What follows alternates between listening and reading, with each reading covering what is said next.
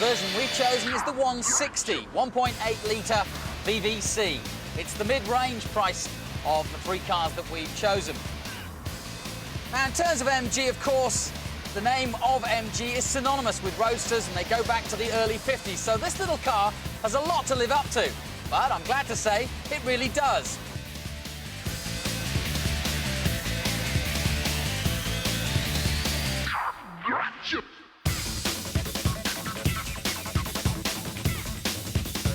When I first saw the plastic veneer wood finish, I wasn't over-impressed. I suppose we're used to seeing the old MGBs with the real wood and the real finish.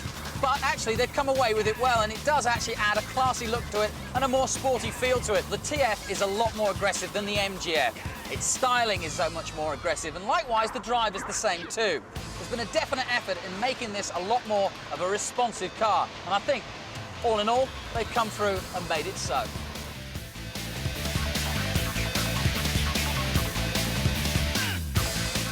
There's been a revised suspension to the TF compared to the MGF, and you really can feel it. It's a lot more rigid, a lot more taut and responsive. Not quite as throwing you around as the Vauxhall. In fact, it's a very easy ride. It feels good to get round the corners, but it's not hard work. The gearbox, likewise, is easy to get through those gears.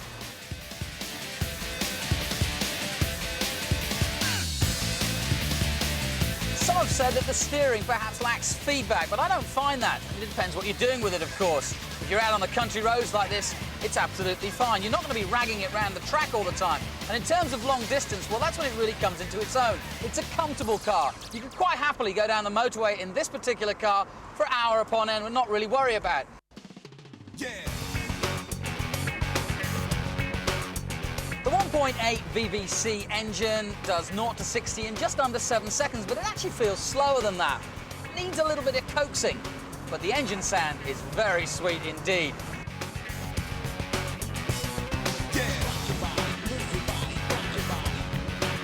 All in all, I'd have to say that I think MG have got the balance just right for this roadster. It follows the traditions of what's gone before it, and in terms of comparing it to the MR2, well, it's a little bit more responsive than that, but perhaps compared to the Vauxhall, it's not quite so sudden. It's not going to rattle your teeth out, but you're not looking for that from the MG. It's a classy ride, it gives you everything you want, and for a Sunday afternoon out with the top down, what else can you want? We don't stop.